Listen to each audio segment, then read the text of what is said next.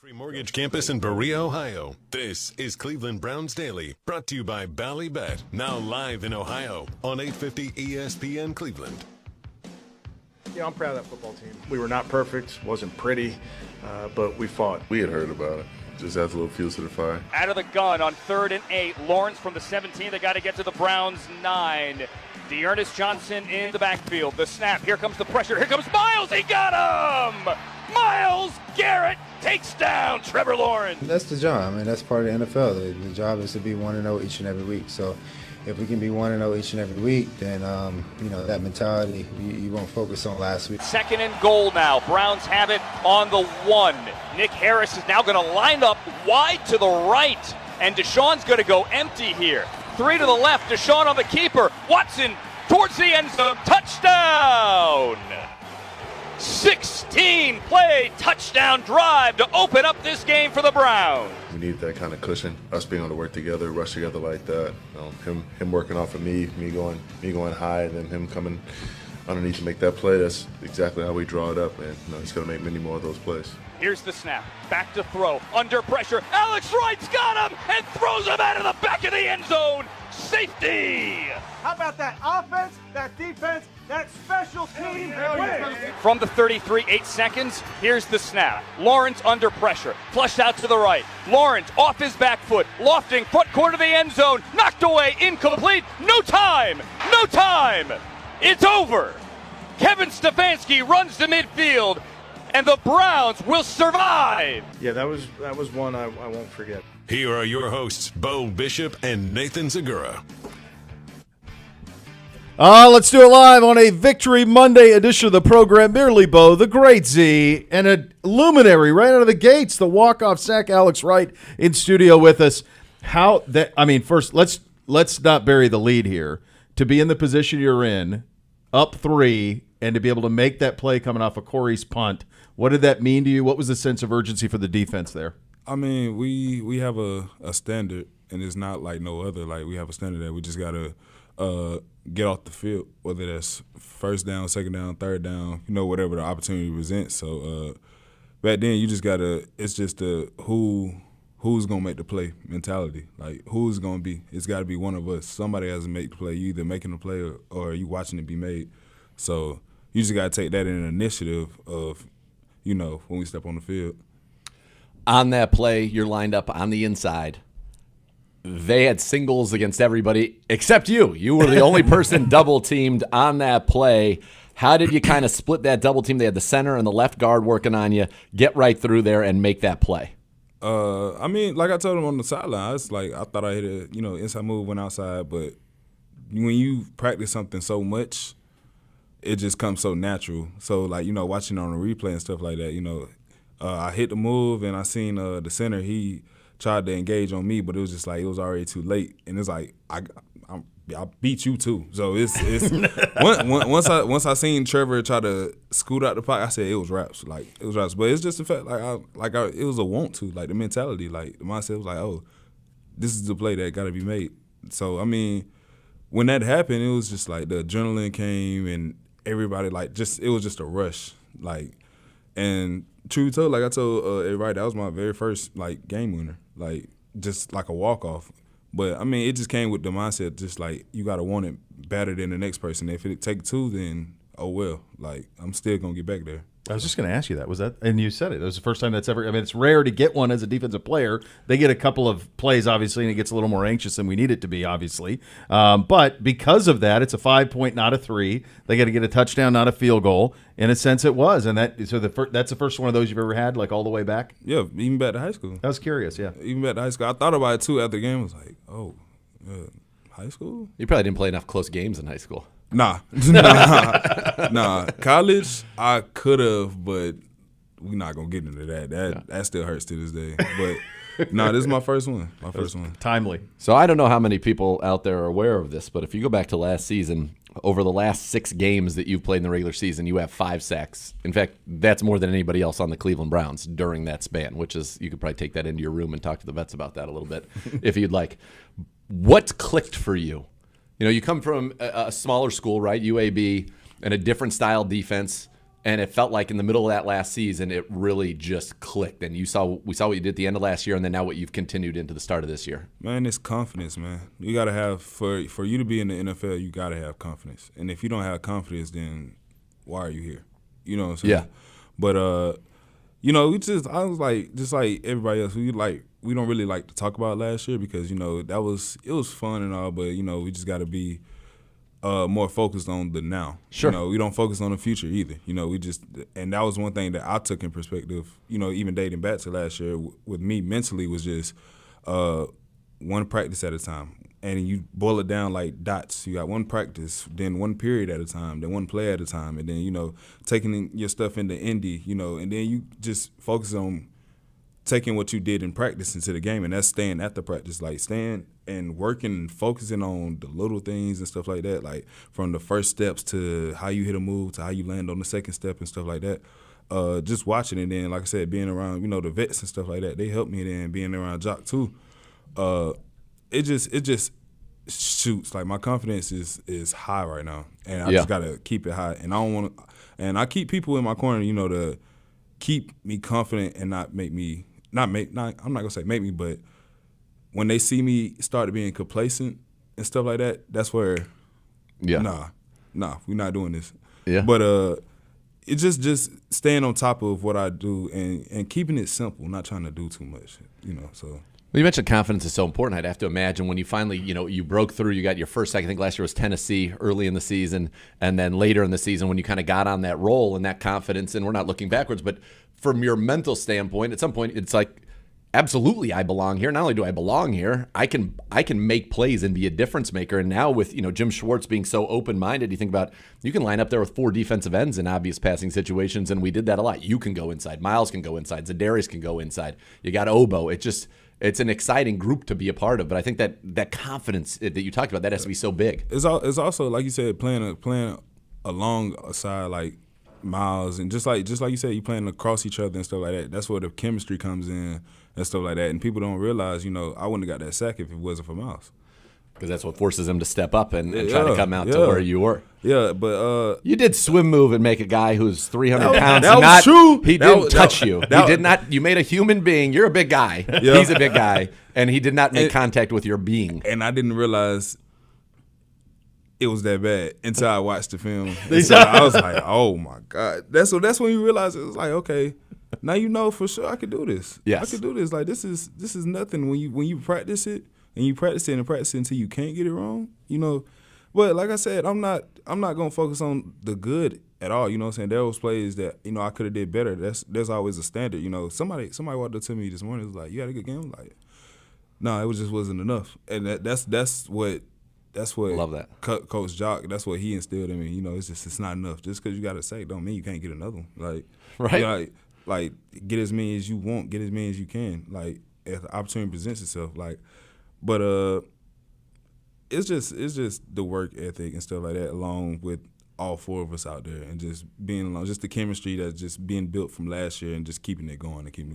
Everything you're talking about, it sounds like you have figured out early on in your career here how to be a pro, right? And in the sense of being a professional, because one thing I noticed listening to you, Alex, like not too high, not too low. It's a long season. Oh, of course. You guys are building towards something much, much bigger. So we don't need cakes and surprises and everything today in week 2. We got much bigger things. We got things we got to do to keep getting better. And you guys have kind of all grown up as pros together. There's a lot of you guys that have been together now a couple of years, and you look around, familiar faces. Yeah. That's got to be part of it. When you talk about that culture, I think that's what that is. Yeah, I mean, you just got to build. Like you learn to build, and you learn to just be around each other, not only on the field but off the field also. How comfortable Miles is doing something compared to, how comfortable something with Z. And we talk, we talk. And, and they coach me up, and I tell them, I feel I did this on this play because he did this. Okay, next time, maybe we could, switch something up. Okay, you do this, I do this, that, third. It just comes so natural to the point where we don't even have to be verbal about it. Yeah. So, and when it's to a point where we don't be verbal about it and we just know each other. But like I said, like you said, it's a long season, and we just really getting started. Yeah. So And it was important to get this win. You guys went down there. It was a big game. You needed to get back to 1-1, and now you got the Giants coming to town this week, and I'm sure you'll turn your attention to that in short order. But that was a big one. And there have been a lot of talk, right, about, the Browns defense last year on the road, and you guys go out there and hold a very good offense to 13 points and seal that deal. Was that an important one to you guys too? It was very important. It was very important because not only, we had to bounce back from week 1, but it's the fact, like you said, we were on the road. And that's where we have to lock in even more because we have dog pound fans they travel for sure. But it's not like the dog pound back in Cleveland. There's home fans from the other side that's just as loud and stuff like that. And that they provide the momentum, they provide the energy, they provide all that. So we have to bring our own energy as a team. Sometimes the dog pound fans may not be enough. That's where we have to come together amongst ourselves. Yeah. So that just goes along, like I said, with the walk off.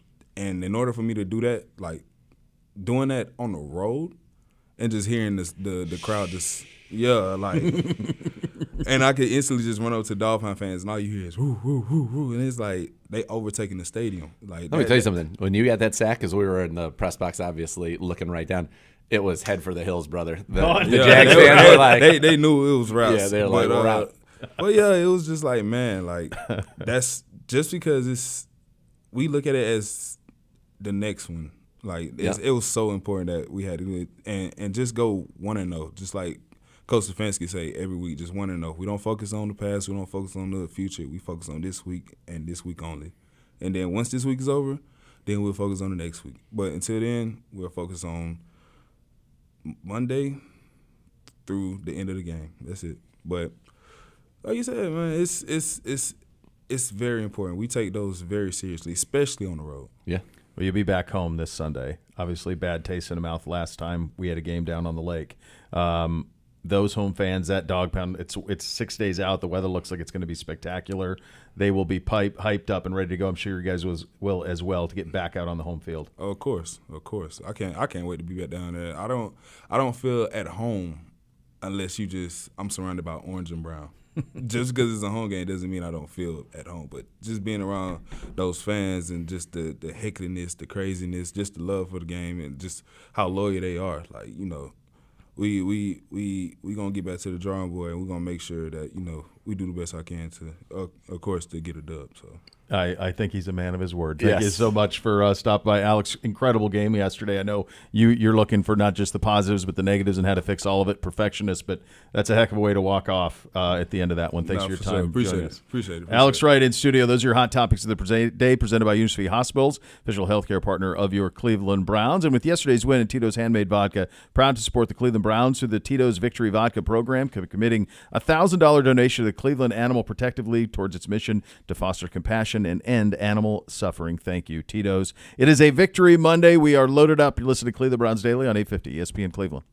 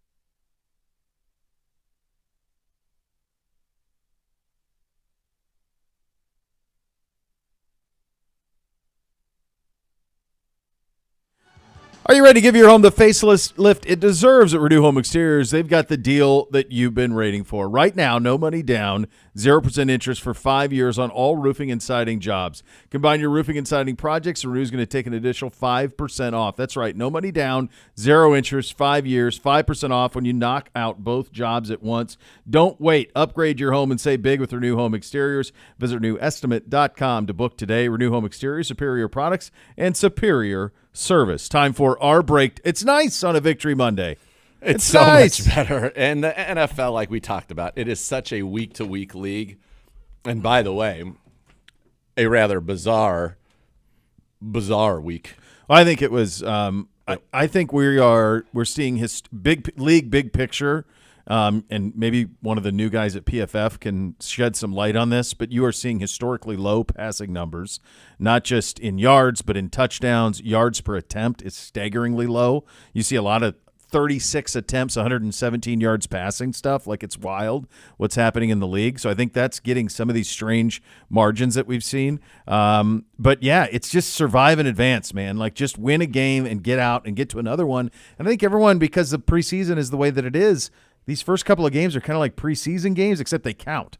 So, like, you don't want to get buried like Baltimore and Cincinnati, honestly.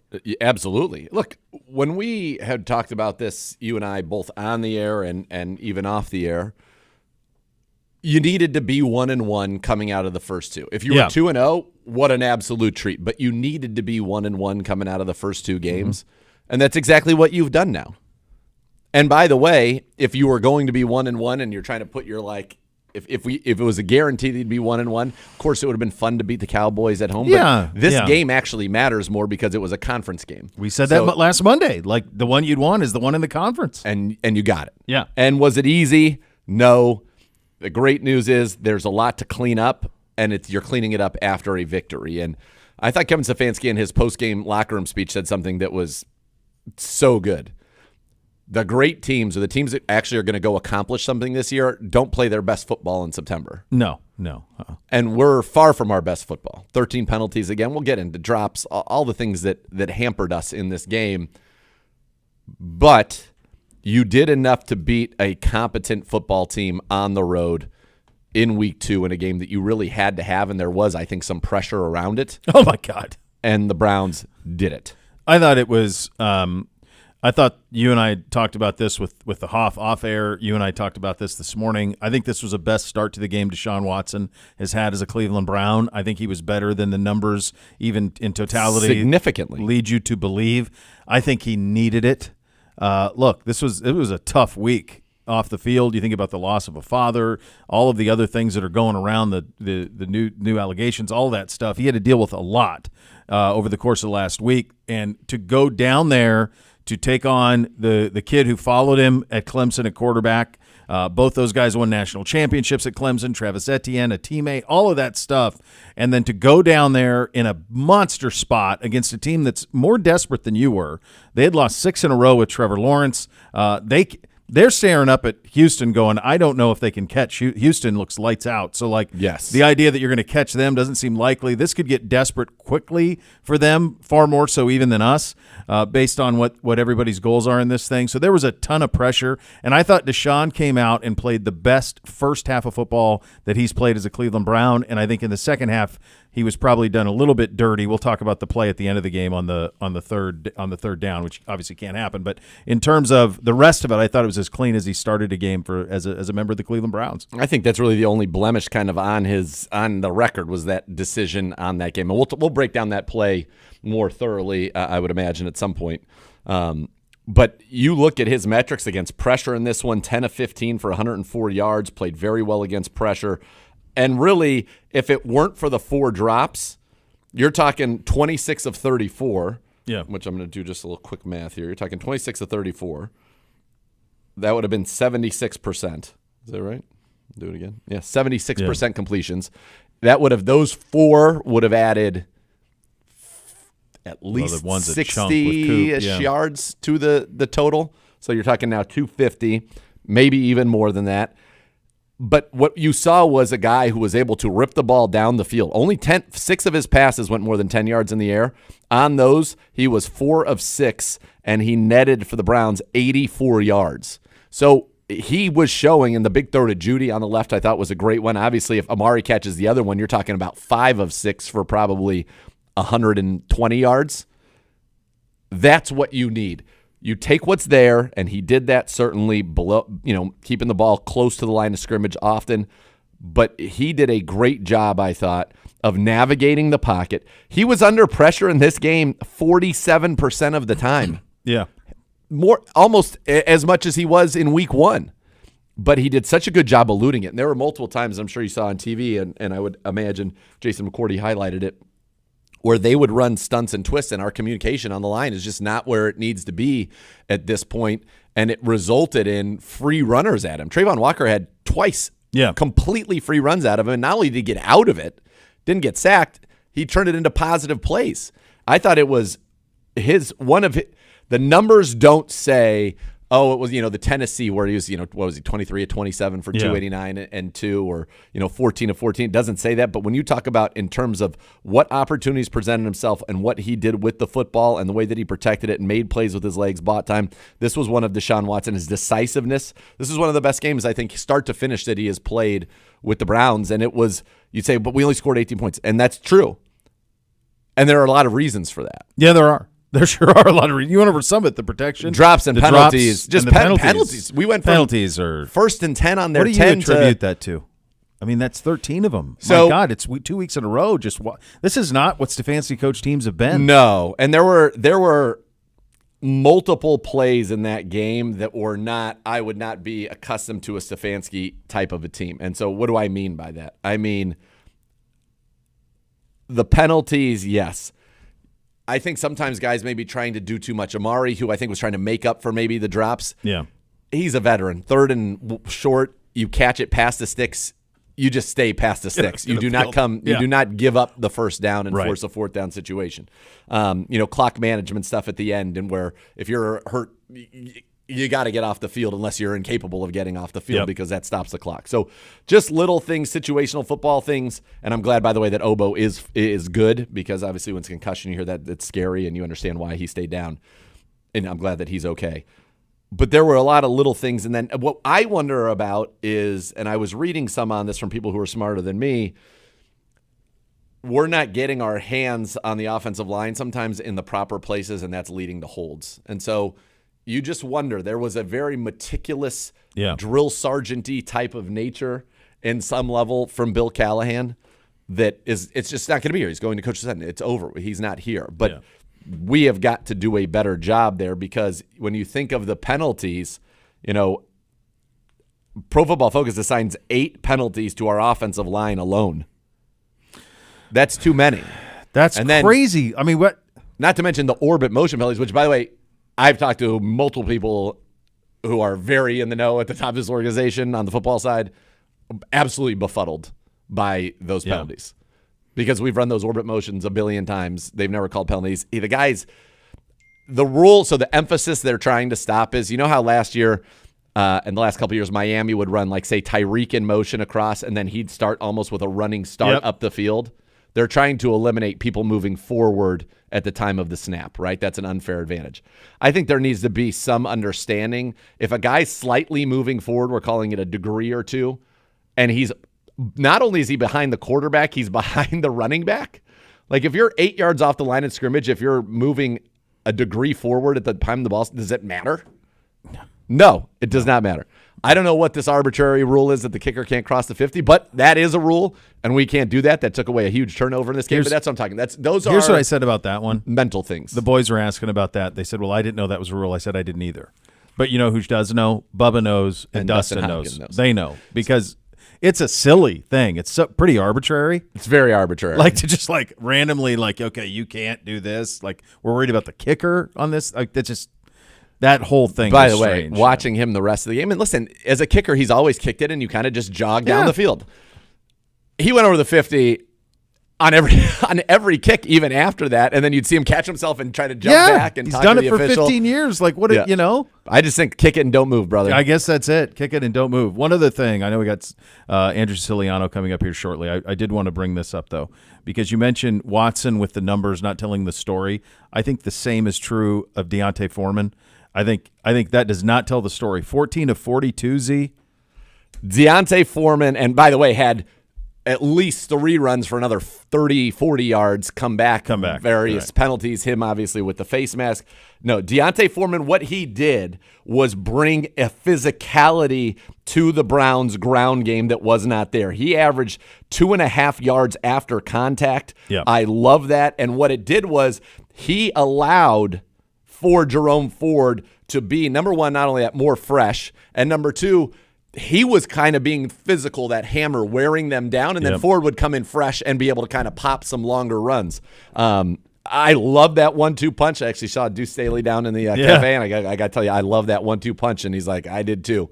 So I think you're going to see more of that going forward, and I was totally befuddled as to why we didn't see it at all in week 1. We questioned that. And obviously, I think we were not alone in those thoughts, and he was able to go out there and get significantly more work, and I thought play very, very well. He gives you it's a different feel. There's a hammer to it. I was watching with the 2 younger boys, and they thought it was Kareem right away because you see the hair and the 27, and you go, is that Kareem? And I'm like, no, that's not. But I like what you said this morning. He runs like upward, like Steven Jackson, kind of upward. He's upright. But the violence that he runs with is similar to Kareem. Like, if you're going to tackle him, buckle in.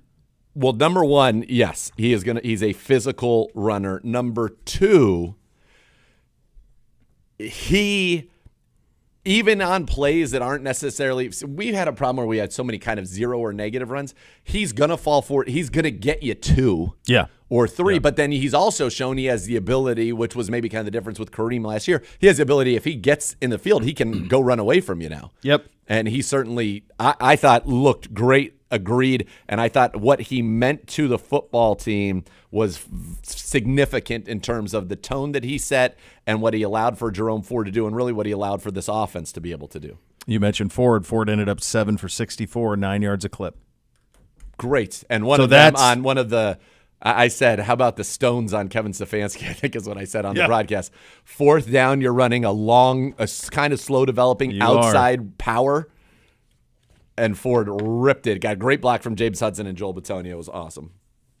All right, if a car, truck, or motorcycle accident caused your injury, call the injury lawyers at 1-800-ELK Ohio for a free case review. Elk & Elk's proud partner of your Cleveland Browns. Andrew Siciliano, Z's partner on Sunday, going to join us coming up next. You're listening to Cleveland Browns Daily on 850 ESPN Cleveland.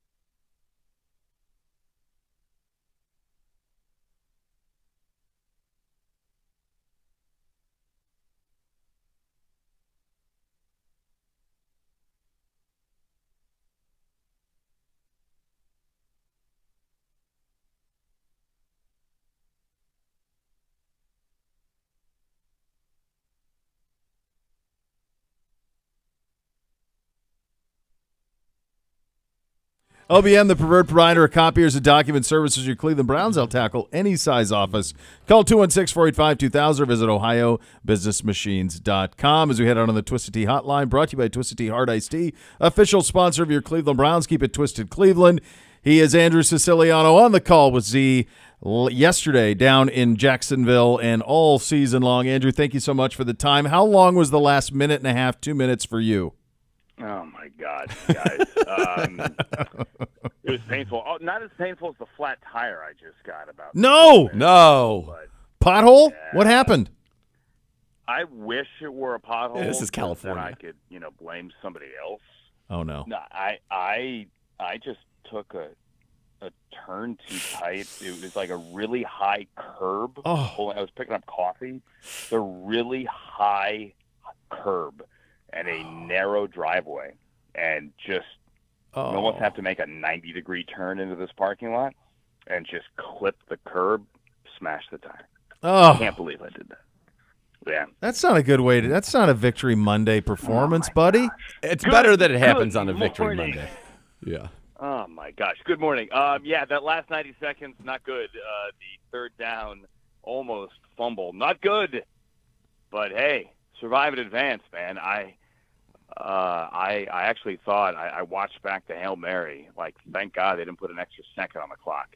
Like, that was you didn't see like this huge celebration at first, right? Yeah. Wait a minute, they're gonna put a second on the clock? No, they didn't. Thankfully, over Victory Monday. And they had been adding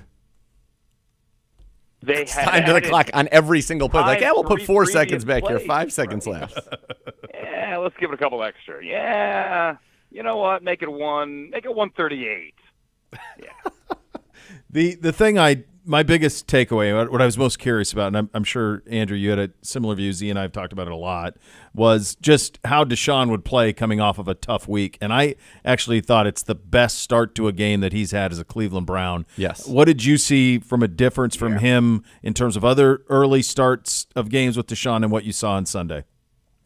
Well, guys, the first 2 drives, really, they had 28 plays in the first 2 drives, resulting in 10 points. And Nathan, remind me, was it 7 or 9? I know we looked it up during the game.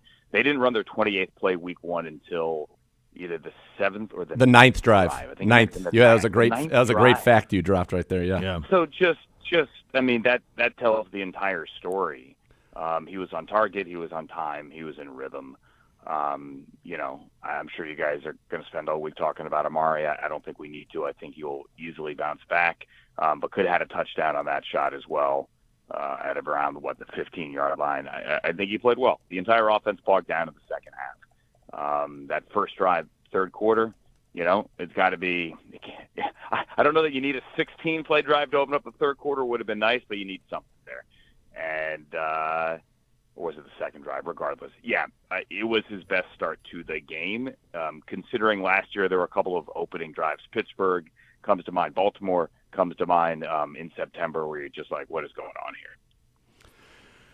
Yes. But again, as we talked about, it was victorious. And for Deshaun, we talked about a great game. And Bo and I were just making a point earlier. I thought Deontay Foreman brought a very nice element to this offense. And not only did it benefit the Browns and as a team, but I thought it benefited the offense in general, Deshaun in particular, and then also Jerome Ford kind of having that complement to work off, who was the hammer, and then he could do his shifty, kind of patient bouncing runs and make some big plays. Yeah, and if you put Ford and Deontay Foreman's numbers together, I think it's like 21 for 104, something like that. 5 yards a carry. Yep, exactly. That's perfect. And I know the everyone always has a reaction. Well, you take away the 36-yard run on fourth down. By the way, that's not how it works. You don't take away that. No, that's why it's in there. That run counted. That run was on a fourth down. That run was huge. Jerome was just talking about it earlier, by the way. He met with the media about 40 minutes ago. He said they had practiced it. They knew it was going to be there. Coach had told them, hey, like, we may go to this. Because remember, they'd done the sneak earlier with Jameis. Jacksonville's thinking you're going to sneak it again. Same play, same result. Instead, you run around end. He said that in practice, he had trouble seeing around the corner. And he had the same issue yesterday, but he knew he had to trust it, get around that corner. Bam, got around that corner. Then he joked, I wish I was faster to finish it. But, hey, 36 yards, I think it was 36. They'll take it. Andrew, I'm going to give you two. We've done some positives. Let's do a couple of negatives. I'm going to give you two negative stats. Sure. You tell me which one is more troubling. 2 of 14 on third down for us, or 13 penalties for 100 yards for us. Both are. Well, I think I think the latter leads to the former in a lot of ways, right? Because especially on that drive in the fourth quarter where you get to the 10 and you end up at midfield 2 seconds later, is that those penalties create third and long and longer and then longer, and then it's almost impossible to convert on third down. Like I looked at Nathan, I said, "Hey, what do you call on 3rd and 36?" Right? Is that on your card? No. 3rd and 36. Apparently, it was a quarterback draw. Was the answer? Which, by the way, not bad. Not bad, yeah. Not bad. So, yeah, one leads to the other. I think you clean up the penalties. Those third down numbers are far better because you're looking at 3rd and 4 and not 3rd and 36 or 3rd and 12 or 3rd and 15. I do think, like, some credit needs to be given here. When it comes to lining up, for example, James Hudson, if you look, I know the holding penalties, that's another issue, but James Hudson, was constantly looking over to the sideline. Thumbs up, am I lining up okay? So, like, there's an example of let's coach it in, and that stuck this week. Rodney McLeod also, was just talking a couple of minutes ago. I thought it was a really good question. Can't remember who asked it, about how much of this has to be self-policed amongst the players, obviously defensively as opposed to offensively, right? But, all these little things, can we self-police them, right? Can the players themselves take it upon each other to go, hey, you got to be better there. Don't forget about that. Don't forget about that little detail. I also don't think Miles jumping off sides on the opening possession of the game I don't think that was the right call. He flinched but never got across the line. Right. The Jaguars wide receiver kind of moved his arm to point it out. That one did not need to be thrown. Did you guys? I thought the way it looked on television when they replayed that was almost like the receiver was trying to touch Miles in an effort to force the penalty. That's what it felt like to me. Yeah. Well, he was already back. Yeah. Like he was trying to almost grab him to say that he induced this. That's what it seemed like. Yeah. I don't think that one was the right call. No. What do you think? So we're down now to 12 already. Yes. So that's better. Now, the problem is too many of those are on the offense. Pro Football Focus assigned 8 of the penalties to the offensive line alone, and then we know we had some of those orbit motion penalties that, by the way, has befuddled everybody in this organization as to why those penalties were called, and they're hoping to get a definitive answer from the league on that. But is the next step for this offense twofold? One, you've got to clean up these penalties, number one, and then number two, we got to do a better job catching the football, this is not a problem that I recall plaguing the Cleveland Browns like it has these first 2 weeks. Yeah, and I thought Kurt Warner did a good job. Nathan, you and I talked about this, breaking down what broke down week one, just across the board offensively. And there were a couple of throws where, look, quarterbacks can debate what the read should be, right? And I'll leave it to Kurt Warner, who's got a gold jacket, to tell me whether or not a read was right. And I'd love to pick Deshaun's brain on that as well. But, look, sometimes you can throw guys into walls. Other times you're just dropping balls that are open.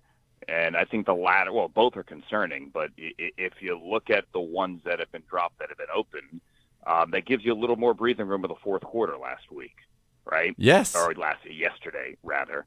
And those are the little things. But listen, and this is not an excuse maker here. There are a lot of little things across the league that are sinking teams. I mean, Dan Campbell took the blame yesterday. They had 17 men on the field at an end-of-half situation trying to get a field goal team out there. The field goal team run it onto the field before Jared Goff can spike it with 6 seconds remaining. They complete a pass downfield. Everyone's running down there, line up, spike it. Let's get the kicker out there. Well, the kick team was already out there. And so those are little things. And so they have the runoff, and that's the end of the half. They don't get the kickoff, and then they end up losing. Every team has a lot of little things to clean up right now. There's no doubt. And if you're the Cleveland Browns, the fact that you get to clean it up after a win, after a conference win, and you were right on that after the Dallas game. He said, look, when this schedule came out, would you have loved to be 2-0? Of course. But you had to at least be 1-1. And if you were going to be 1-1, it actually was more beneficial to be 1-1 in this regard, beating the Jags, the AFC team. And so now you're a Browns team that says, okay, we got that done. We have a schedule that gets a little bit more favorable now with the New York Giants coming to town. and we are not playing our best football. I mentioned this to Bo in the open. I loved what Kevin Stefanski said in the locker room, which is that was a great team win, and that wasn't our best football, but the teams that go somewhere in this league don't play their best football in September. So we have room to improve, and we need to improve. But it feels like it's setting up right now pretty well, and the things that are plaguing the Browns feel pretty fixable, right? I'd say yes. I'd also say, and it's only Monday here, it's a long week, you can't fall into the trap of, oh, here comes the pathetic 0-2 Giants. Nope. Because they looked better last week, a heck of a lot better than they did week one. And Malik Neighbors had 100 yards, and he had 17, 18 targets. You know where the ball's going next week. It's going to Malik Neighbors. But he also had a crucial drop on 4th down, right, late in the game. And that's a play where the Giants are saying, hey, that's fixable for us too. So, look, if they have a kicker, they win that game in all likelihood yesterday. I keep saying last week. It was like an hour ago. Yesterday. So the Giants are, some people think, in the conversation for a top 5 pick. They still played better, and they still have Malik Neighbors. They still have Kayvon Thibodeau. You know, they can still wreak some havoc. This ain't a, hey, we won in Jacksonville, come home. Nah, we got a walk on Sunday. That is not what this is. That's not what this league is early on right now. No. Baltimore was a 9.5-point favorite at home. They were up double digits in the fourth quarter. In the fourth quarter of that in game. The fourth quarter. I know it. And it's just right now. The passing numbers are historically low. The passing touchdowns historically low. Andrew, my feeling kind of is, and Z and I have talked about this a lot, is the way that people handle the preseason. It's almost like they're viewing these as kind of preseason games, except here's the secret: these games count. But it's been a really strange first 2 weeks of the season, my friend. Yeah, I mean, the New Orleans Saints right have scored 91 points. They've scored on every drive. 91 with Derek Carr. Points. I mean, they had 24 first downs yesterday against that Cowboys defense that we saw, and it is certainly a talented defense. And they did that in Dallas. Mm-hmm. 91 points in 2 games. I mean, Clint Kubiak's going to be named head coach of the Panthers by midseason. I'm not sure that would help. By the way, I love that I had a speaking sneak preview of that in the booth yesterday. Speaking of the Panthers, Bryce Young has been benched. Sam Darnold is your quarterback. Sam Darnold is quarterbacking the Minnesota Vikings. So Andy Dalton. Sam Darnold, Andy Dalton. You had to. It's the same thing. You had to. There was no. It's bad. Can I ask aloud the question? Was it coach or owner who did it? It's a fair question with that organization. Was it coach or owner? I'm not watching Dave. What do you if parking lot of a Starbucks with a flat tire? In the Starbucks of a flat tire in somewhere in Southern California? Does that, to me, that would seem like a coaching change more than an ownership change? Yeah, maybe Canales has a little bit of leash. I mean, it's early. I mean, Canales was sitting there yesterday, like repeatedly saying on the podium, "Bryce is our quarterback. Bryce is our quarterback." It wasn't, I need to go watch the film. Now, you don't expect a coach after 2 weeks to say anything else. You need to go back and watch the film Monday morning. So, interesting. Well, I'll let the Charlotte media unpack that one. And maybe some time away from task is what he needs, because what's happening out there is wild. The highlights are it's just it's hard to watch. We dealt with various versions of this. Tim Couch had his number retired down. He was in the Hall of Fame at Kentucky this weekend. They almost beat Georgia. Those pictures, Bo? Which ones, bud? Tim Couch. He's an Adonis. He looked like he could have taken the entire team on his back, physically. So we've seen him when in he person. was doing our TV a few years ago. He was on the TV broadcast. Yeah. So we saw him here in person, and he looks like a defensive end. Yes, like he he's is jacked. Jacked. Yeah. Like you lift, bro? Yeah. Yes, he does. No, he's got it. But does. that's an example. I mean, we're talking about Derek Carr. Think about David Carr. Bryce had things already against him because of his size, but with a talent, just the lack of talent on that offense and the situation they put him in, they gave up all of that to get him, and he may be wrecked already. And he probably needed the perfect circumstances anyway, guys. How about the fact that if Jordan Akins did not catch a touchdown on 4th and 20 from Davis Mills and then catch a 2-point conversion from Davis Mills, that Bryce Young's a Texan? Yeah. And we don't even know where C.J. Stroud is. Perhaps he is a Carolina Panther, but is he a Texan? Or are they taking C.J. Stroud? No, they were taking John McClain. John McClain said 100%. The Bryce general Young. was emphatic Bryce Young. that they were taking Bryce Young. Had that gone that way. NBC did a great job. I don't know if you guys caught the Open. I was watching it on the plane, but NBC's Open last night told that story in soundful music video form. Very well done. Yeah. Jordan Akins. Yep. Yeah. All right, let's get you out of here on this. Turn your attention to Sunday. We're back here. Giants at home. Z mentioned the schedule. We mentioned take nobody lightly. We had Alex right in here. They're not. I mean, they're game by game, not too high, not too low. What do you hope to see early in the game on Sunday back here at the stadium, Andrew? Continued 5 and 6 yard runs on first down. Yep. Make it, like I said before, third and manageable. It'd be great to see a 16-play drive to open it up. But I'll say this: the Giants are desperate. They are desperate. Now, you faced a desperate team yesterday, and you survived. You beat them, and you beat them in their own building in their home opener with a lot of people leaving early. And honestly, a lot of people in the upper deck, we pointed out, not even there to begin with, even with I know the weather wasn't great, but do not take this team in any way lightly. Run the football. I think that's great. And honestly, I think the mix of the jumbo sets and the 5 wide and the empty, they'll find the right balance. I think we saw that yesterday in the first half. It is about finding the balance and being able to go back and forth between the two styles. I think what we saw yesterday early was encouraging. Need to see more development along those lines. I'll tell you what, from going back and watching the tape of this game, and we heard Coach earlier today say that he thinks that it's possible that both Jack Conklin and Jed Wills could be ready to play. Yep. Yeah. If we had some more time on some of these plays, there were absolute shots to be taken down the field, and we just never got to them. There were week one also. Absolutely. Yeah. Andrew, you got to hit him. Got to hit him. The Hoff is up next. You and him are responsible for probably the funniest Halloween picture I've ever seen on social media. So That's a big fact. It's the funniest damn thing. So I hope the tire gets a decent solution. There's never a good one, buddy, but we appreciate you joining us. I need the flatbed. I Oh, no. it. My fault entirely. Oh, yeah, I need the gone. flatbed. Oh, God. Oh, shredded it. I look, guys, I was so excited, and I'm like, wait a minute. I order my coffee to go. I'm going to I have it 11 o'clock somewhere. I'm going there. I'm going to pull into the lot. I'm going to grab my coffee. I'm going to get back in the car because I'm going to be back in the car by 35 when you guys call, so I don't have to do the awkward, phone to Bluetooth. That thing is never good, especially when doing one of these. And I wasn't going too fast. I slowed down. I just took the high curb, and bam, then all of a sudden when the light goes, you have zero air pressure in your tire. That's a problem. Seconds. It's not like, oh, it wasn't a slow bleed. You've gone from 32 to 30. Okay, maybe I can deal with this. Maybe I can get to where I'm going. Nope. When it goes 0, you're done immediately. Bad sign. Well, hopefully the Flathead gets there soon and it has some air conditioning for you, buddy. Yeah. Thank you.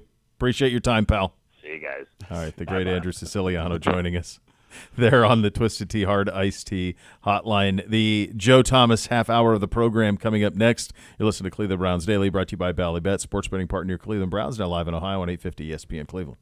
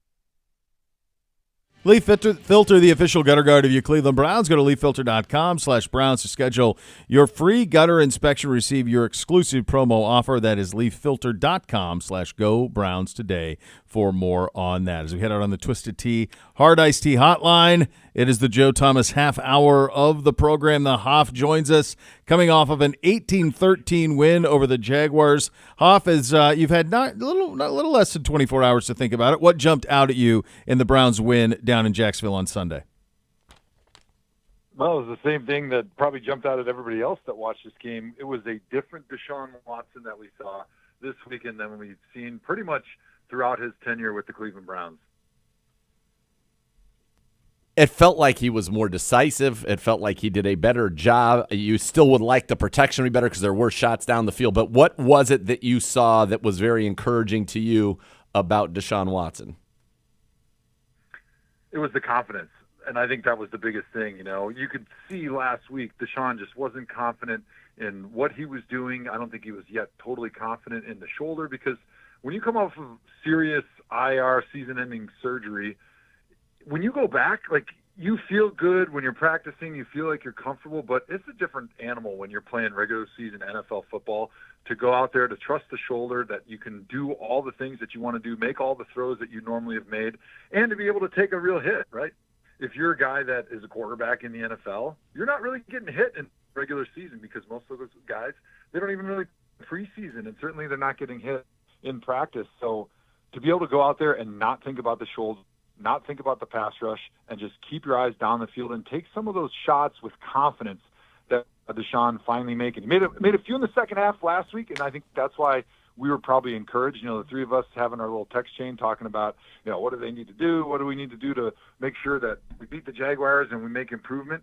For me, it was having Deshaun with confidence to be able to throw the ball and let it rip when there's people that are open down the field, and that's exactly what we saw this weekend. Joe, I think it was, not only was it awesome to see, but it was needed. I think it was needed for him. I think it was needed for the fan base. It was needed for his teammates. It was just to come out as quickly as he did and to be so decisive with the ball. I thought it was the best start he had as a Cleveland Brown since he's been a Brown. I just thought it was really sensational, and the statistics don't even really do it total justice in terms of what it could be. The other part of it was we ran the ball really well, and I talked to Z about this a little bit earlier, Hoff, and just this notion of this felt like more of a Stefanski game plan to me. I know the third downs aren't good. I know the penalties aren't good. But in terms of the way that he kind of schemed it up, it looked like a vintage Stefanski game to me. What did you see, if anything, different from week 1 to week 2 offensively? Yeah, it did look like a vintage Stefanski game, because they were establishing in the run game. They were getting guys open with the play-action pass. Deshaun, he wasn't quite as much just dropping back and staying in the pocket. He was getting out of the pocket when he was supposed to, and the first drive was beautiful. You know, I always like watching offensive coordinators, what they've got dialed up for that opening drive, you know, that opening script, and some of the things that they were doing, bringing in extra offensive linemen with some of the different reverses, trying to take advantage of little inefficiencies that they'd seen on film. When you line up in this formation, the defense is doing this, they're leaving this gap open when we move this guy in motion. I just thought it was masterful. It was just fun to watch. Everything made sense. Everything fit together like a puzzle. And you could just tell that it built that confidence right from the start for Deshaun Watson, so he could go out and probably play his best game that he's had as a Cleveland Brown.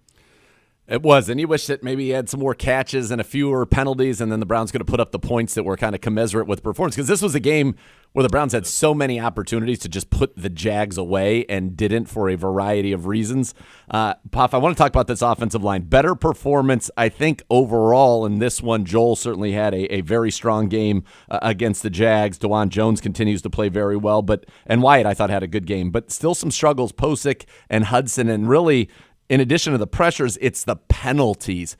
Are you seeing something from a technique standpoint, from a hand placement standpoint? What is leading to all of these holding penalties that we're not accustomed to seeing from a Browns offensive line?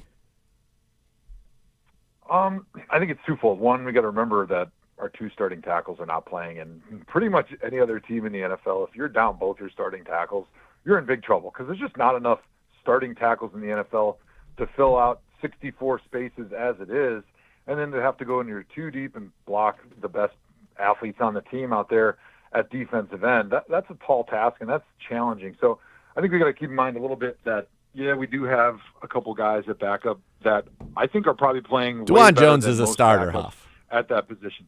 Dwan Jones is a I starter. agree with that. But he's your third tackle. You know what I mean? I don't know if he is. I think He might be the not- first I this think year, he's our, Huff. I think he's our first tackle.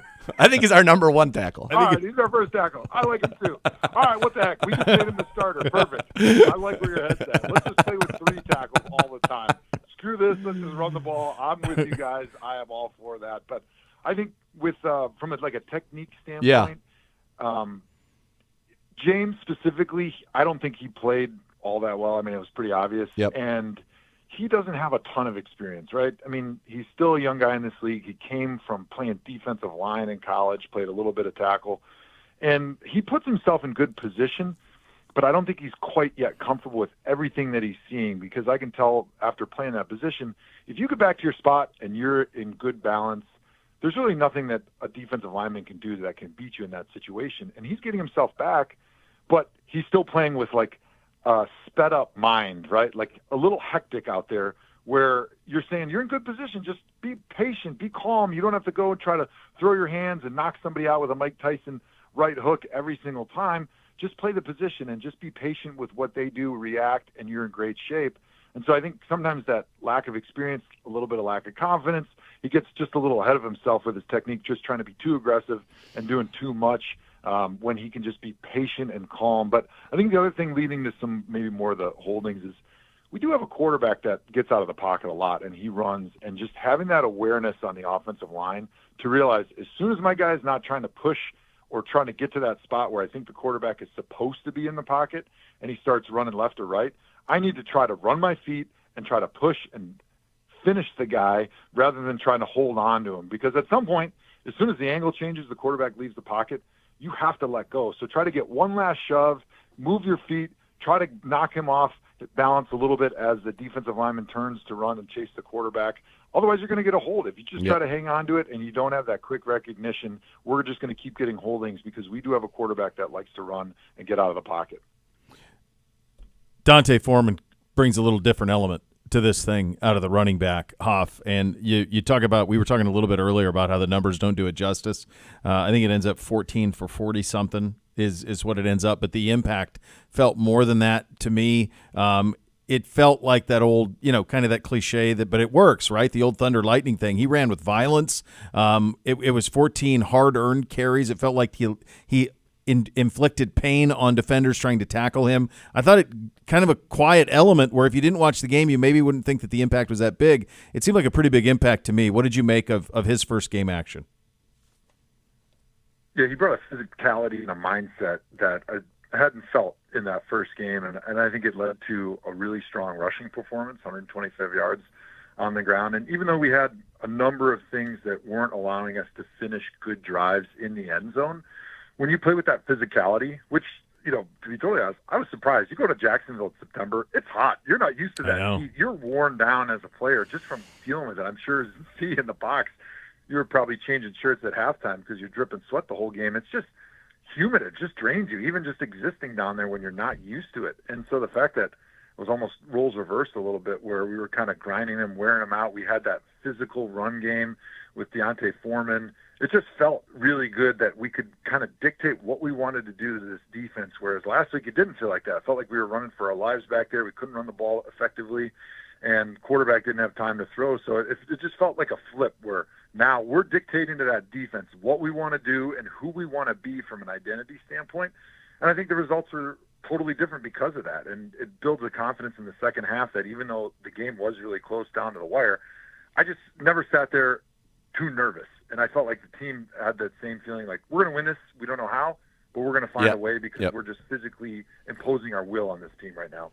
Yeah, and you saw that, and it's part of imposing your will. The Browns went heavy a lot, and I've heard some opinions as to why that happened. Hoff, from your experience, what would you say is the reason the Browns did go with Zinter and Nick Harris out there a lot? And they used that not only to run the football, but also at times to create, maybe more max protect shot play type situations. Well, when you look at the Jacksonville defensive front, they have a really good defensive line. Yes. They've got supremely talented pass rushers, but they're a little bit light and not all that deep as far as, light in the pencil, right? They're just not huge men across the board. But you have an opportunity to add an extra offensive lineman. Now they have to sub in and figure out, all right, how are we going to handle this, right? We're going to put in another defensive end. We're going to put in another defensive lineman. We're going to try to put in 5 defensive linemen, go to like a bear or jam solid type front where all the 5 offensive linemen are covered, because now you're bringing in a 315-pound guy. They have to make a decision. How are we going to handle it? And when you start smacking them in the face, they don't have the ability to go real deep with their big physical run defenders. I mean, Trevon Walker is kind of like their big guy on the edge.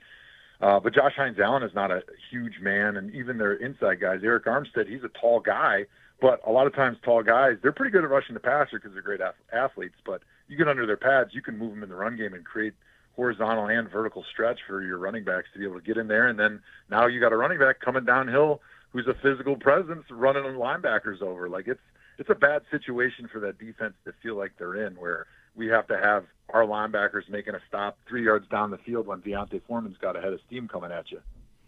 So I want to ask you this, Joe, because one thing our guys, Alex was in here talking about that, and you've heard our coaches, everybody talks about this 1 week at a time thing in the league. Just try to go 1-0. But human nature, you would look at the schedule and you'd go Giants, Raiders. Who, by the way, Raiders impressive. They win at Baltimore on Sunday, so you're not going to sleep on them. No chance. And Minshew beat you last year. Almost beat you last year. Last Took you to the brink. And then you got Baltimore out there after that. Or I'm sorry, then you got Washington after that. So it's kind of your next 3. So the human nature is to look ahead and go, okay, we can make a little hay. But at the same time, in a league that has Baltimore favored by 9.5 and losing at home to the Raiders, you can't afford that. So who are you looking to in the building to make sure that there is that it's one win on to the next, let's keep stacking them? It's part of what Stefanski is, but it has to come from the players too, right? Yeah, and I think on offense it always has to come from your quarterback, right? Because he's the guy that's standing back there on every play. He can see what everybody's doing. He's your field general, getting everybody lined up.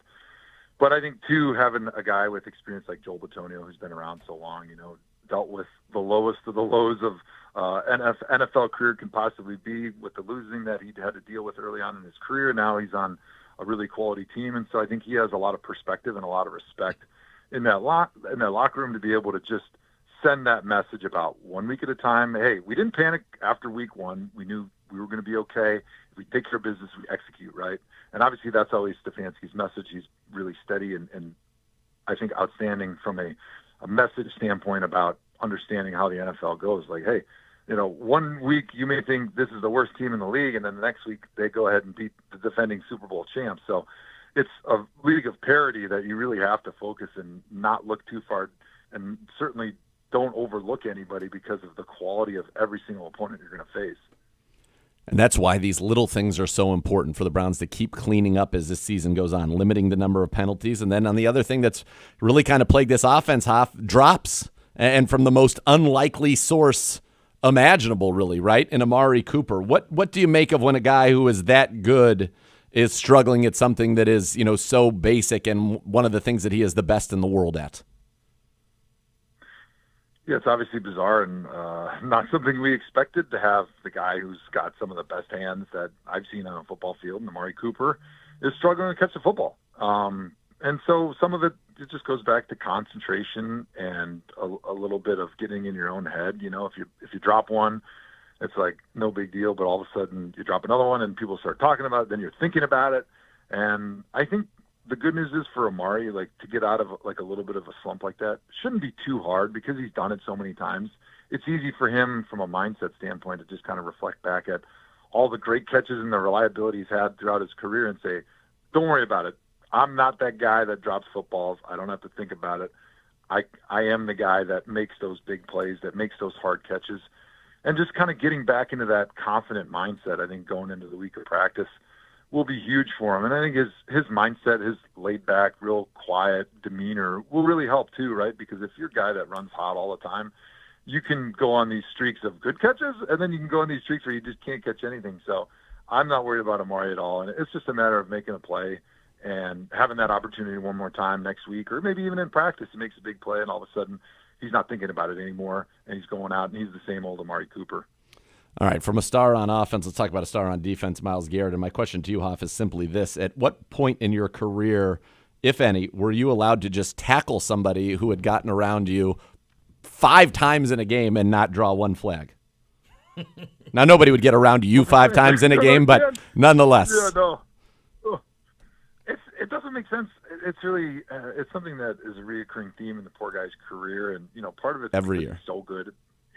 I wonder if they're like, man, just subconsciously, geez, if we throw a flag every time this guy's out on the field getting blocked, it's going to be every play, because he does get held just on almost every play. The way he bends and turns the corner, a good block where you got your hands right on his chest and his shoulder, all of a sudden he dips the way he's not supposed to. Humans are not supposed to be able to bend like that at that size. And now your hands are in a bad position and your feet are beat and you're falling on them. So it happens a lot. And I don't know why they're not calling it. I mean, the one that I'm thinking about, I can't remember exactly the situation, but he literally was tackled right in front of the referee. And I'm thinking, there's no way they didn't call that. There's no way they didn't throw it. It doesn't make sense. It's challenging. And I laughed this morning, watching the end of the Kansas City-Cincinnati game.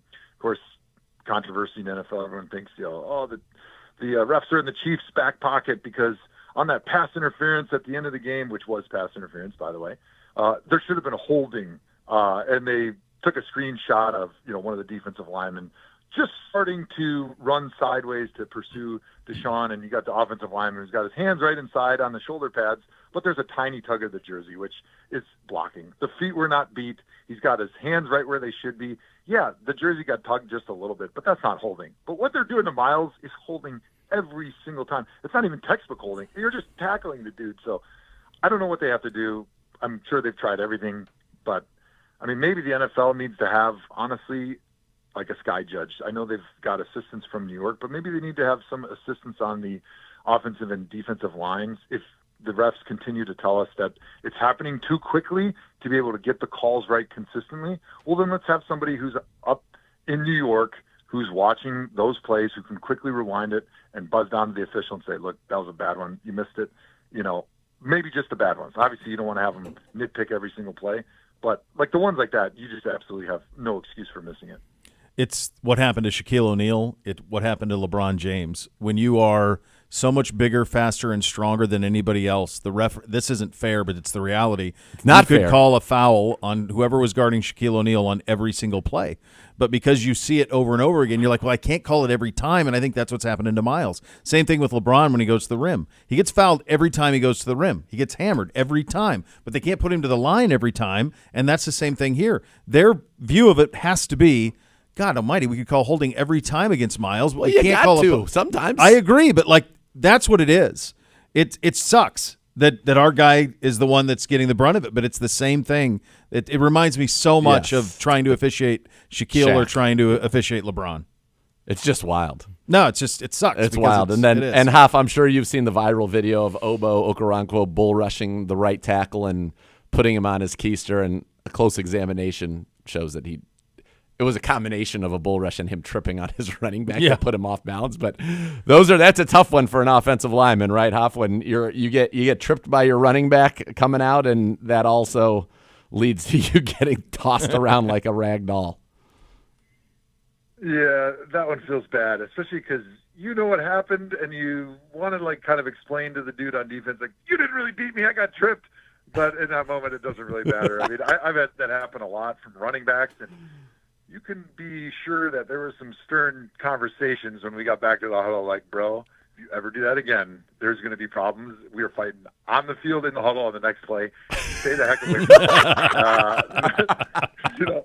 I do not need your help, and I certainly don't need you tripping me when I'm trying to stop a bull rush from a linebacker.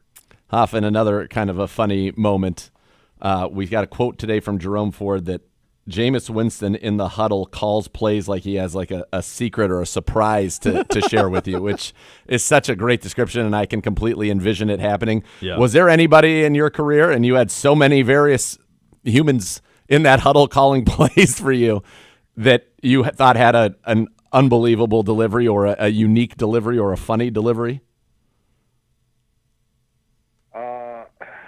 they all were really unique. I mean, when Hoyer would come into the huddle, he was like screaming at everybody. He'd be like, "Hey, listen!" He watched Brady, and he always would come in and have that command where he was just trying to grab your attention. But when the Navy SEALs worked with us, I never forget one of the guys who'd been training SEALs as like a Navy SEAL commander or whatever for a long time. He always said, "I never yell at my guys, and I actually talk quieter, because if I talk quieter, they have to listen more intently. They can't just sit there and tone me out." And so I guess I haven't been in the huddle with Jameis, but I can see that if you're doing something a little different, maybe you're a little quieter, maybe you're a little bit more poignant with your cadence of how you deliver those plays, like you're grabbing their attention, and I love it, right? You got to do something different to make sure that those dudes are listening. It's like talking to your kids. If you're always talking the same voice, you're always yelling, they tune you out real quick, but all of a sudden you talk quietly, or then you raise your voice really quickly, and you get into their little like comfort area within like 3 feet. All of a sudden now they're paying attention. So I think it's great. It's high level emotional intelligence to be such a wizard in the huddle like Jameis Winston is. All right, let's hand out some game balls on this Victory Monday. We'll start on offense. Hoff, who gets your offensive game ball? Well, I got to give it to Deshaun Watson. I mean, I think it was the best performance, maybe not statistically, but certainly from a decision-making and confidence standpoint that he's had. And I think from the very first drive, that was what everybody was watching, not just the fans. Now, don't get me wrong, fans were watching it, but the players were watching, right? Because they wanted to see what version of Deshaun Watson was going to be out there. Was he going to be able to shake off poor performance from week one and all the controversy and conversation that had surrounded him last week? And he did it, right? And I think that built the confidence in the team, seeing that performance in the first drive, especially the first quarter, and it built the confidence in them, like, hey, yeah, we got this. If I do my job, then I know that he's going to do his job, and we're going to win this game. And for a professional, that's a great feeling to have, right? I've been in plenty of situations where I'm like watching the quarterback, and I'm going, it doesn't really matter what I do in this game. We're going to lose. So, I think to have the opposite of that as a professional is awesome, right? Feeling like you have control over the game. Maybe not necessarily individually, hey, I'm going to score the winning touchdown, but like, hey, if I do my job, we're going to win this thing because that dude's got it today.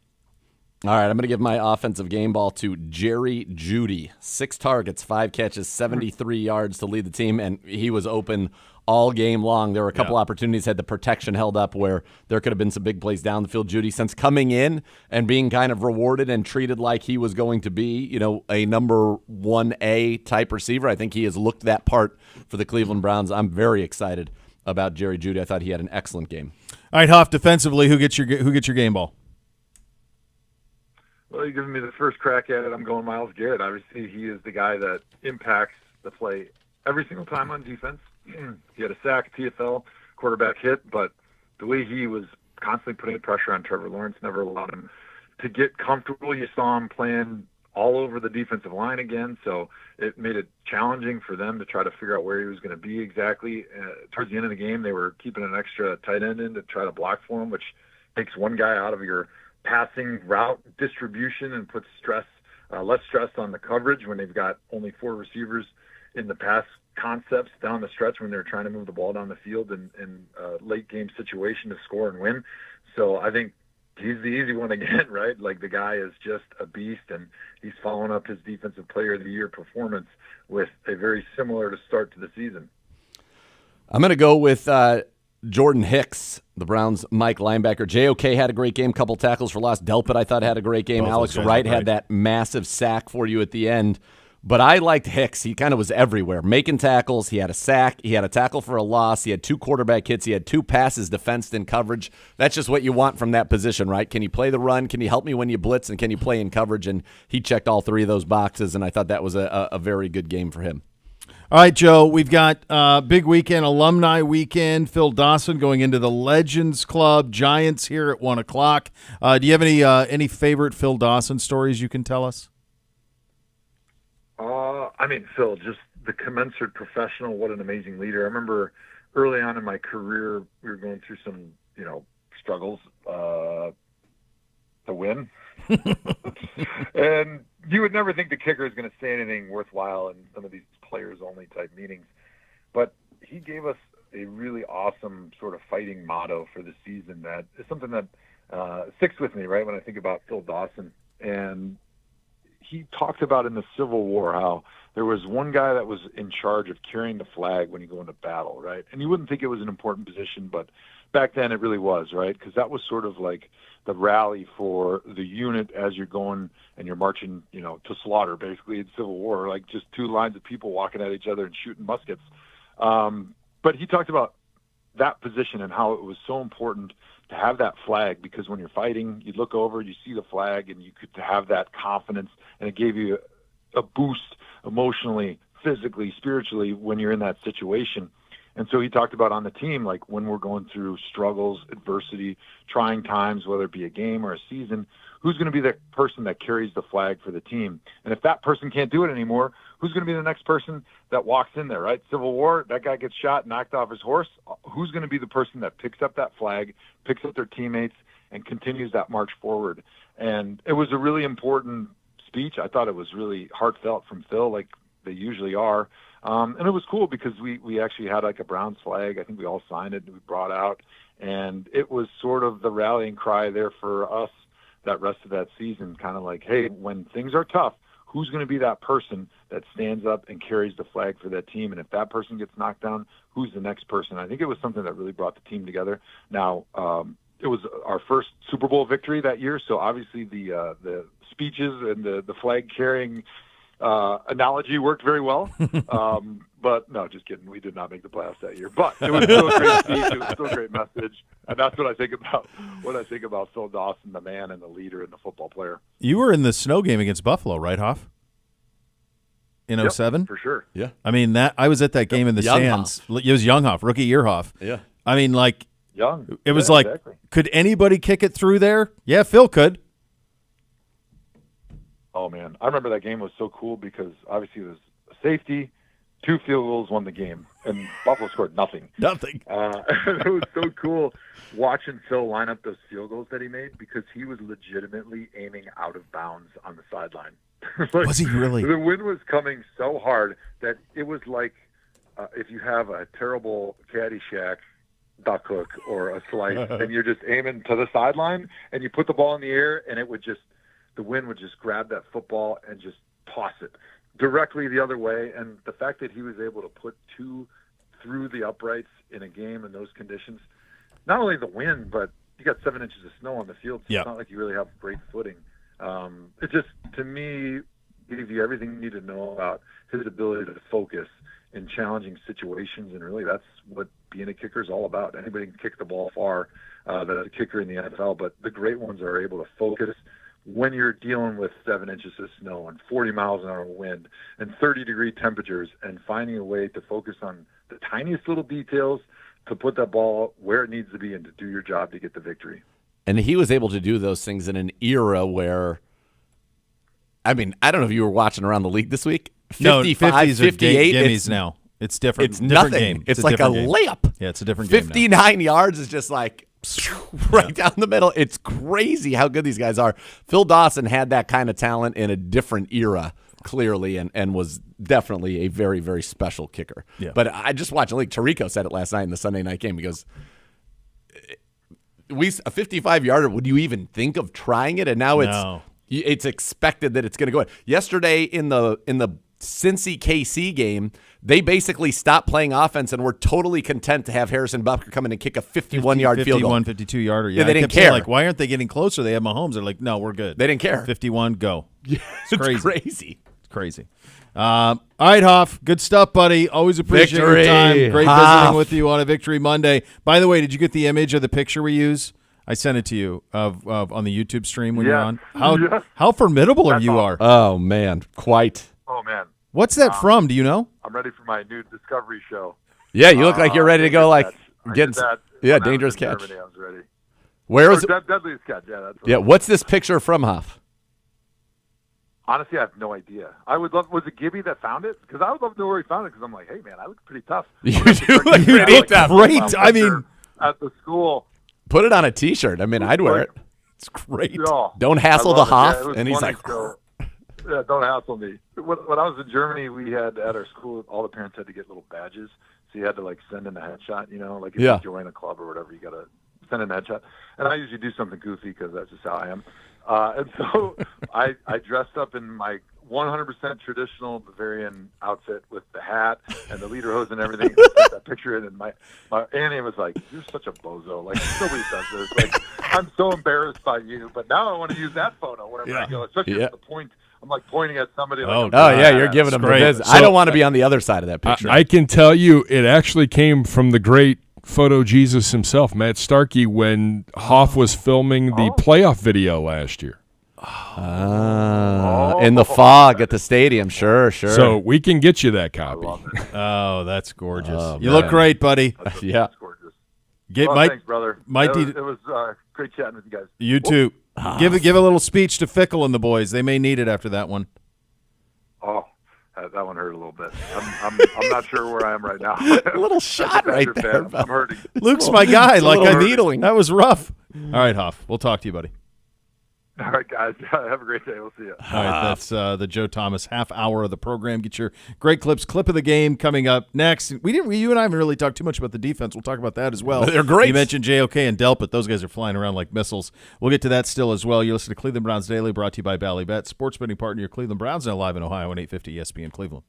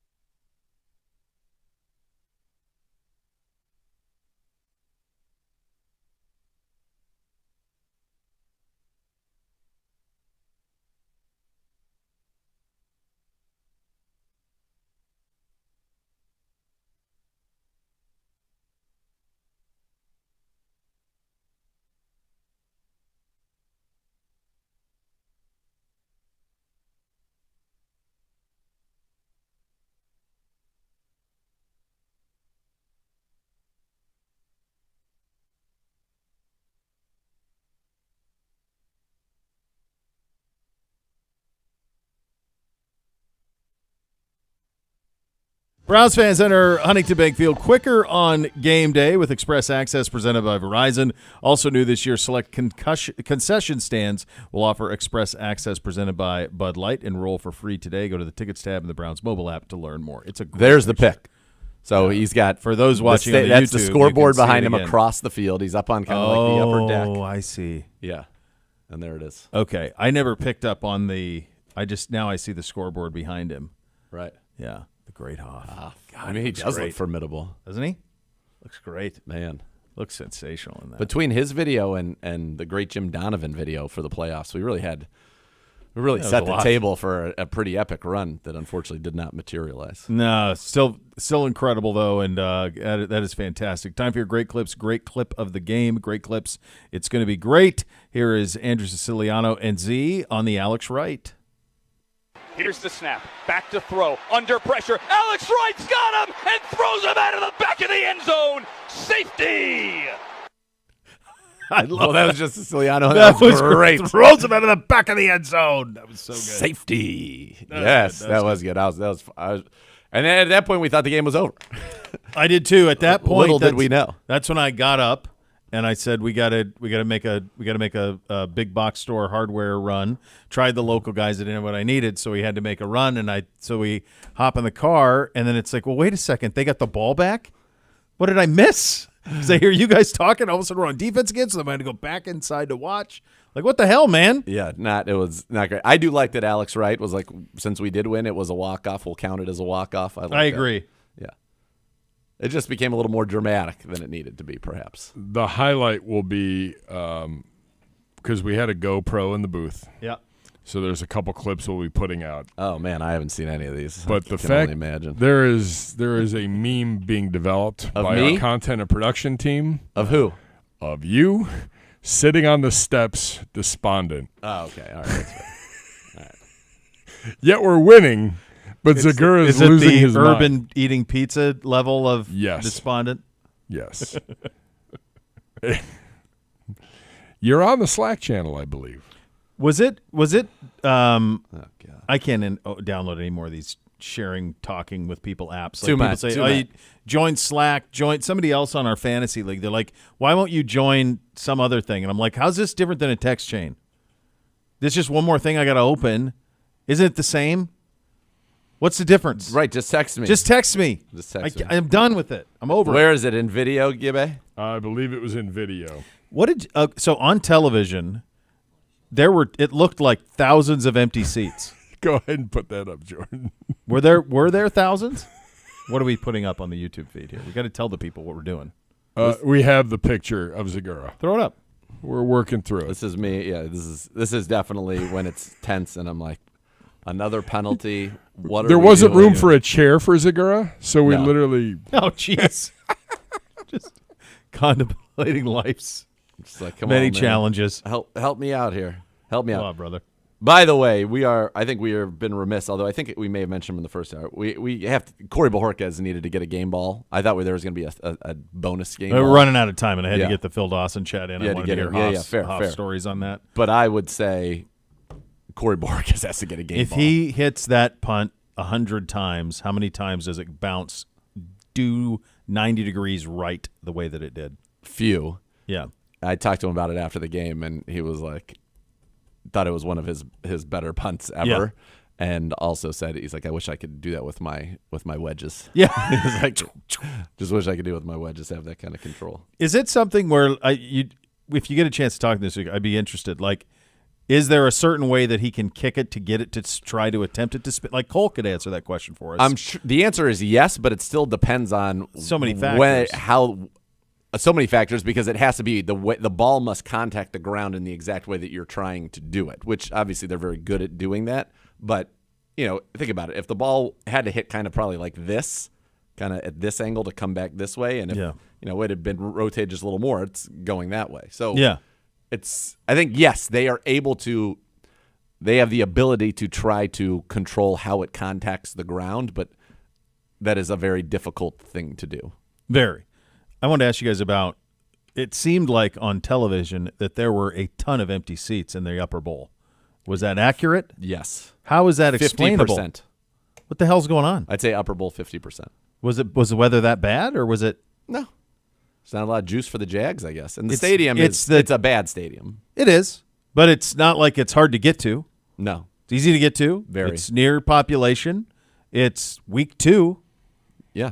They have Trevor Lawrence and Travis Etienne and It was Trevor Bank Stadium. How do you know? I mean, maybe that screwed everybody up. I think we talked you had about Josh that. Hines Allen. You had. I don't understand it. I don't get it either. I would. It was very surprising, and I would say probably Gibbe. If you would, I'm curious. I thought maybe for every 2 Jags fans there was a Browns fan. Like I think it was like at least 33% Browns.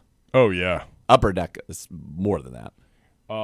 I just think like if you're Shad Khan, you have to like they're going to do it. They're going to put all that money. They're going to get that stadium Into the and do same. it. So you are in the same city. Like same. No. It is the it's the same same stadium. footprint, They're right? building like kind of an exoskeleton. That's it.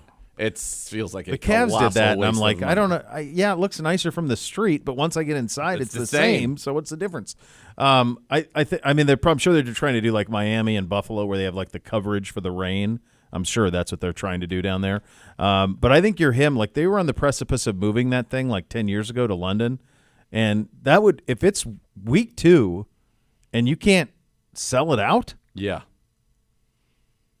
Yeah. I guarantee you, like the Georgia Bulldogs played there. If they played there on Sunday, it would have been full. If the Florida Gators would have played there on Sunday, it would have been full. The Gators marching band was the halftime entertainment yesterday, right after they got scorched on Saturday. Rough go of it, but I thought that was crazy to me. That it was funny. Our spotter kept saying it's always a late arriving crowd. Like they're going to go to the bars first, and then they're going to come midway through the first quarter.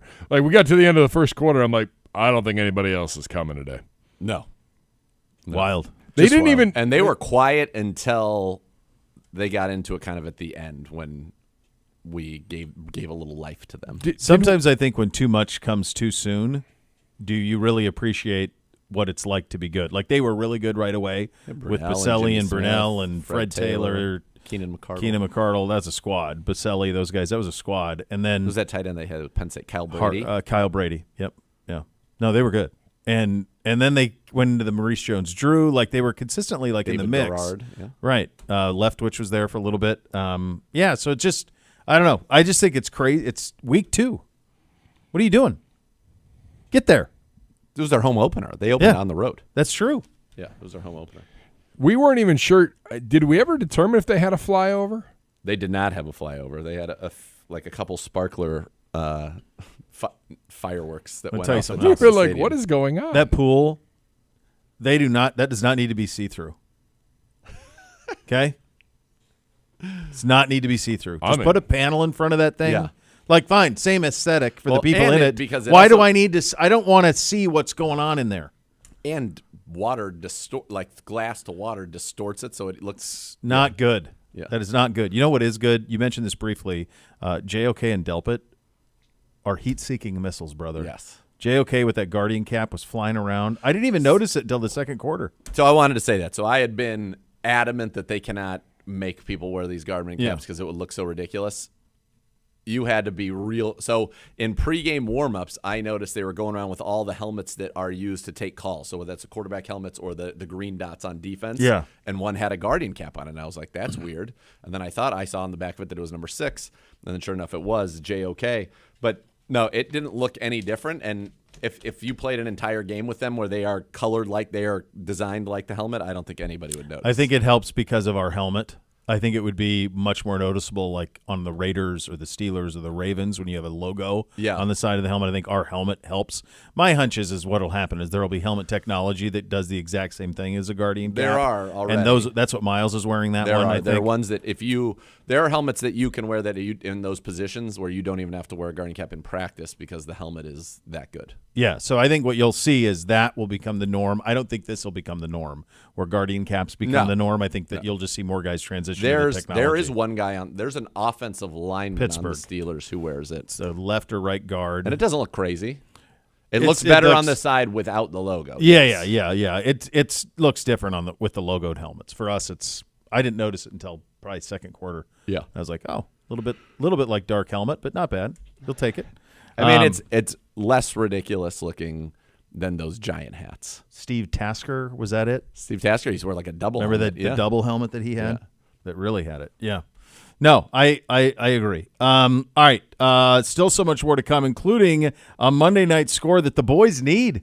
We need it, baby. Need it. We to need get to it. 500 this Need week. it bigly. You listen to Cleveland Browns Daily on 850 ESPN Cleveland.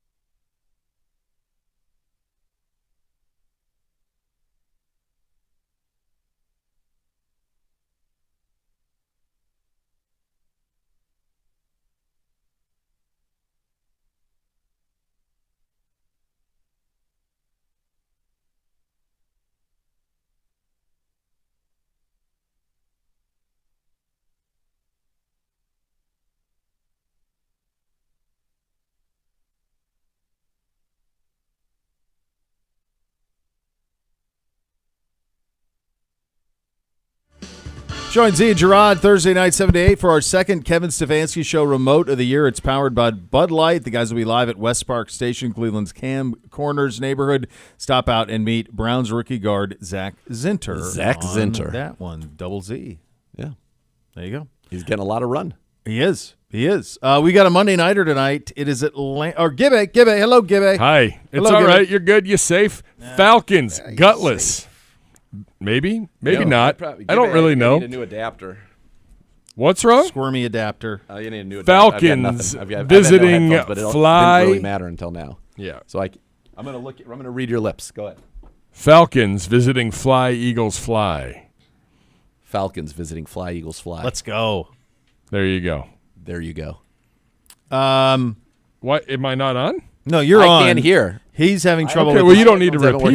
His headset's a problem. Matter until Okay, well, Bo can hear. I can hear, and you can read my lips. I don't know why you're repeating. Look it, Bishop.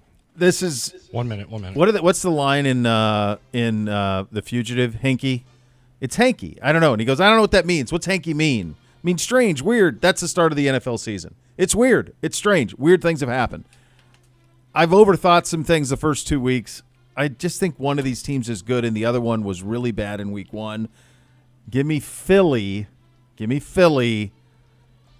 24-17. 30. Philly. 30. The signs. Philly. The signs. A.J. Brown is now the sign. He's not playing, though. He's not There playing. is no A.J. Brown. There is no A.J. Brown. There's a Saquon Barkley, though. There's a Saquon Barkley. I'll go same with you. I'll take 15. Eagles by 12, but I don't feel good about this one. This would be a stay away if I were allowed such things. All right, there you go. We are back tomorrow. The next level is coming up next. Thanks for listening, everybody. Cleveland Browns Daily, 850 ESPN Cleveland.